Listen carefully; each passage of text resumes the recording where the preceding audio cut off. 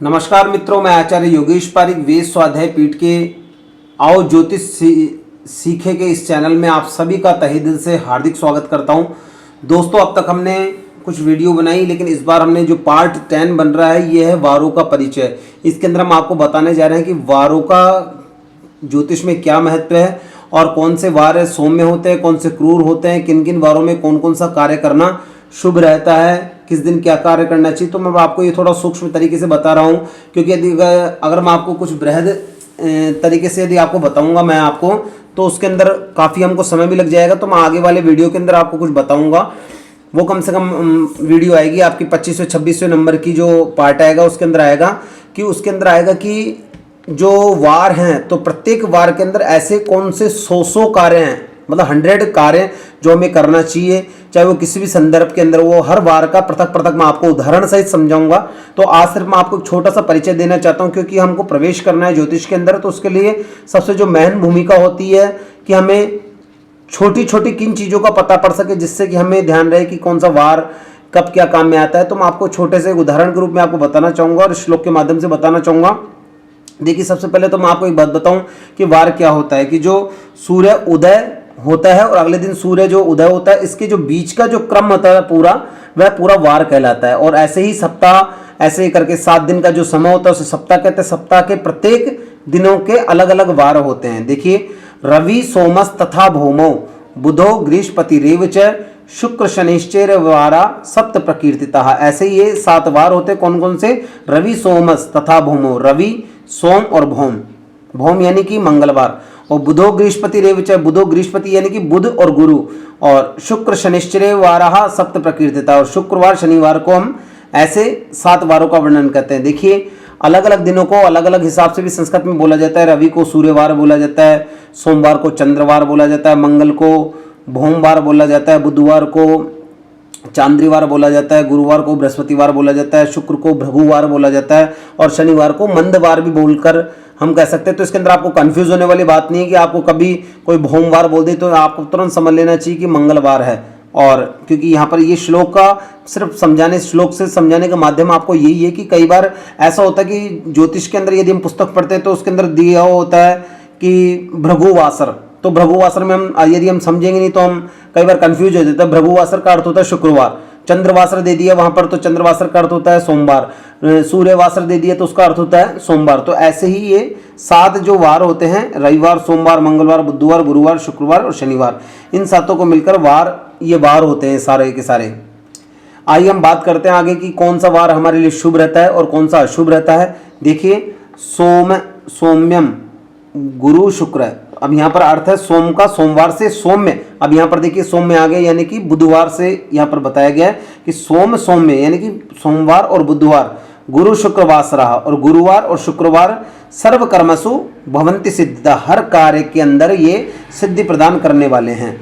और भानु भौम शनिवासरेशु, भानु का अर्थ है यहाँ पर सूर्य से, तो सूर्य यानी रविवार से, तो रविवार, भौम यानी कि मंगलवार, और शनिवासरेशु यानी कि शनिवार। ये तीनों जो वार है प्रोक्तमेव खलु कर्म सिद्ध्यति, इस दिन ये खलु कर्म, खलु होता है शत्रुओं का नाश करने के लिए और अरिष्टताओं का नाश करने के लिए, और किसी प्रकार का मारण, मोहन, उच्चाटन आदि कर्म के लिए तीनों वारों का प्रयोग होता है। तो इसके लिए क्या करते हैं कि खलु कर्म सिद्ध्यति, मतलब कि अरिष्ट कामों के लिए ज़्यादा शुभकारी रहते हैं। तो इन्हें इसलिए बताया गया है यहाँ पर कि ये तीनों के तीनों जो वार हैं ये खलु यानी कि जो क्रूर वारों की इनके अंदर संज्ञा दी गई है।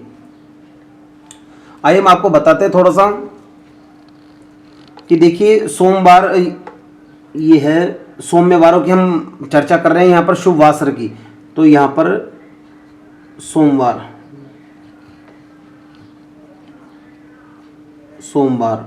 और सौम्य यानी बुधवार, गुरुवार और शुक्रवार। देखिए, चारों के चारों ये हैं, ये शुभ वार हैं। ऐसा नहीं है कि ये जो आगे की हम आगे बात करेंगे वो अरिष्ट वार है, सिर्फ उसके अंदर भी कौन कौन से कार्य हो सकते हैं। तो देखिए, अगर हम सोमवार को यदि कोई कार्य करना चाहते हैं तो हमें कौन कौन से कार्य करनी चाहिए सोमवार को। यदि हम सोमवार को जैसे करना चाहते हैं तो हम बोरिंग का कार्य कर सकते हैं, जलाशय का कार्य कर सकते हैं, जल से संबंधित हम कोई भी बोरिंग वगैरह लगवाना चाहें, कूप यानी कुआं की हम सुधराई वगैरह कराना चाहें, इनसे संबंधित कोई भी कार्य करें, पढ़ाई के लिए सर्वश्रेष्ठ ये दिन रहता है। पुष्पों का यदि कोई कार्य करना चाहे, पुष्प सजाने करने के हिसाब से, या पुष्प का या माली का कोई कार्य करता है, पुष्पों को उगाना चाहे, पुष्प या माली का जो कार्य है यह भी सोमवार के दिन बहुत अच्छा रहता है। वस्त्र को पहनने का कार्य है, ये भी शुक्रवार को बहुत अच्छा रहता है। दूध से संबंधित यदि कोई व्यापार आप करना चाहते हैं, दूध का कार्य प्रारंभ करना चाहते हैं, तो ये भी दिन बहुत अच्छा है। मंदिर निर्माण का कार्य, मंदिर निर्माण का यदि कोई आप कार्य करना चाहते हैं तो सोमवार के लिए बहुत अच्छा रहेगा। कोई टैंक का, यदि टैंक को आप सुधरवाना चाहते हैं, टैंक का निर्माण कराना चाहते हैं, घर के अंदर ईशान कोण के अंदर आप कोई भी भगवान की स्थापना करना चाहते हैं, या ईशान कोण के अंदर आप टैंक का निर्माण करना चाहते हैं वास्तु के हिसाब से, तो आपके लिए सोमवार बहुत अच्छा रहेगा। इसलिए इसकी जो संज्ञा दी गई है यह अशुभ वारों के अंदर दी गई है।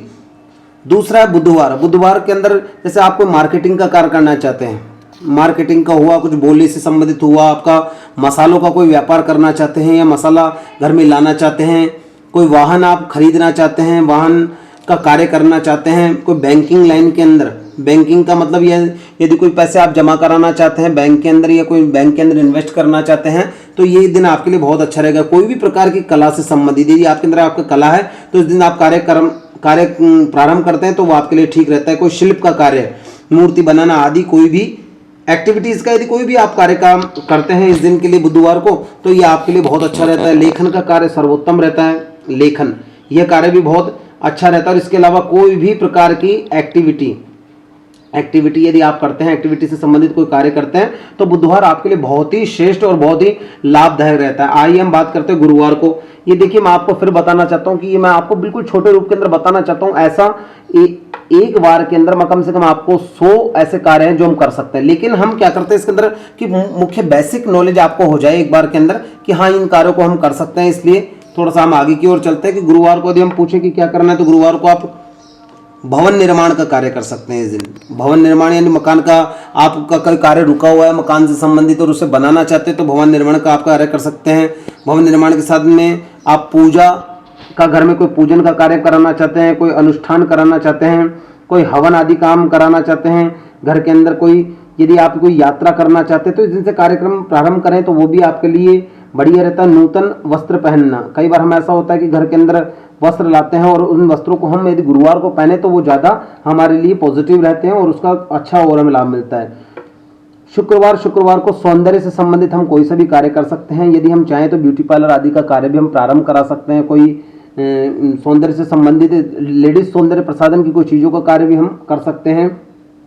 सुगंध का कार्य, कोई परफ्यूमरी यदि हम कोई कार्य करना चाहते हैं, कोई केमिकल का काम करना चाहते हैं, ये भी हम शुक्रवार को प्रारंभ कर सकते हैं। विवाह से संबंधित कार्य शुक्रवार को श्रेष्ठ रहता है। वाहन का खरीदना या बेचना, ये भी शुक्रवार को ठीक रहता है। गायन से संबंधित यदि हम कोई क्लासेस ज्वाइन करना चाहते हैं, गायन की एक्टिविटीज़ की, या हम क्लासेस खोलना चाहते हैं, तो गायन का कार्य शुक्रवार को ज़्यादा बेस्ट रहता है। रत्न का कार्य, यदि हम कोई ज्वेलरी लाइन के अंदर कोई कार्य करना चाहें तो ये ज़्यादा ठीक रहेगा। कोई व्यापार यदि हमें कोई प्रारंभ करना हो तो वो भी हमारे लिए इस दिन ठीक रहता है। कोई हमें गो खरीदनी हो या गो दान देनी हो तो ये भी कार्य हम शुक्रवार को कर सकते हैं। खेती से संबंधित हम कार्य कोई भी करें, बोना करना आदि का, या खेती का कोई हमें धान्य में बेचना है या खरीदना है, तो ये भी कार्य हम शुक्रवार को करते हैं, तो ये ज़्यादा बढ़िया रहता है। आइए हम आगे बात करते हैं। जैसे कि नीचे वाले इसके अंदर लिखा कि भानु भौम शशिवासरेसु, भानु यानी रविवार, और भौम यानी कि मंगलवार, और शनिवासरेसु यानी कि शनिवार, और प्रोक्तमेव खलु कर्म सिद्ध्यति, मतलब ये इनको जो दी गई है कुछ नेगेटिव दिया गया है, लेकिन ऐसा नहीं कि पूरे नेगेटिव ही रहते हैं। ये अशुभ वारों की संज्ञा में नहीं आते हैं। ये इनको कहते हैं, हम क्रूर वार जरूर कह सकते हैं। मैंने क्रूर की दृष्टि से यदि देखा जाए तो ही ये क्रूर बनते हैं। दूसरा बात आपको बताना चाहूँ मैं कि योग जब मिलकर और वारों के साथ मिलता है तो वो शुभ और अशुभ योग की स्थिति उत्पन्न करता है। तो आइए हम बात करते हैं रविवार की। रविवार के दिन आप यदि कोई प्रकार का जैसे कोई राज्याभिषेक करना हो या देवताओं का अभिषेक करना हो, भगवान का अभिषेक करना हो, तो ऐसे अभिषेक के लिए यह वार बहुत अच्छा रहता है। कोई महिला को चूड़ा पहनाना हो, प्रसूति स्नान का जो मुहूर्त होता है वो रविवार को ज़्यादा बढ़िया रहता है।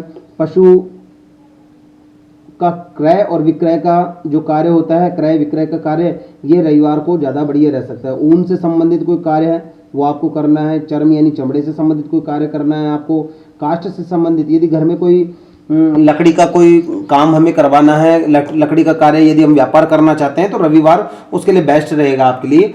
आइए हम बात करते हैं मंगलवार की। भूमि से संबंधित कोई क्रय, यदि हमको भूमि का कार्य करना है, भवन निर्माण और भवन को बेचने का कार्य करना है तो ये मंगलवार को करें। अग्नि से संबंधित, यदि हम कोई अग्नि से संबंधित कार्य करना चाहते हैं, रसोई की भी हम, यदि रसोई के अंदर नई रसोई हमें बनानी है तो उसका कार्य भी हम मंगलवार से हम प्रारंभ कर सकते हैं। कोई भी बात का हमें कोई परीक्षण करना हो तो वो कार्य भी हम मंगलवार को कर सकते हैं। किसी से संग्राम होता है कि कई बार अनावश्यकता के अंदर विवाद हो जाता है तो उस विवाद का भी कार्य हम मंगलवार को कर सकते हैं। गवाही देने का कार्य भी मंगलवार को ठीक रहता है। तो ऐसे छोटे छोटे कार्य हैं आप मंगलवार के दिन कर सकते हैं जो कि हमारे लिए पॉजिटिव रहते हैं। शनिवार को देखिए, शनिवार है स्थिर कार्य, शनिवार को हमेशा स्थिर कार्य करने चाहिए। स्थिर कार्य करने से लाभ रहता है। स्थिर कार्य कौन से, जैसे कि व्यापार यदि हम शनिवार के दिन प्रारंभ करते हैं तो ये ठीक रहता है। नींव का कार्य यदि हम करते हैं तो ये हमारे लिए लाभप्रद रहता है। शनिवार को लोहा का कार्य, पत्थर का कार्य, इसके अलावा कोई प्रकार की हम धातु का कार्य प्रारंभ करते हैं तो शनिवार के लिए ज़्यादा बेस्ट रहता है। कोई भी जैसे कि स्थापना का कार्य है, स्थापना का कार्य भी आप शनिवार को कर सकते हैं। शनि, और जैसे कि मैंने आपको बताया नींव भी एक स्थापना का ही है। मंदिर का स्थापना, देवी देवताओं की स्थापना करना, ये भी एक स्थापना ही होती है। तो इस प्रकार से यदि हम इन वारों को अगर ये छोटे छोटे कार्य करते हैं तो हमें सिर्फ इतने से जानने वाली बात है कि कौन सा कार्य शुभ, कौन सा मतलब कि वार शुभ है और किस दिन ये हमें करना चाहिए। तो इस प्रकार से हम ये छोटे छोटे कार्य करते हैं तो हमारे दिमाग के अंदर धीरे धीरे सारी चीज़ें व्यवस्थित सुव्यवस्थित बैठती जाएगी। आइए हम आगे और भी आपको जानकारी देंगे, इसलिए हमारे वीडियो से आप जुड़े रहिए। आप सभी का बहुत बहुत आभार, बहुत बहुत धन्यवाद। जय हिंद, जय भारत।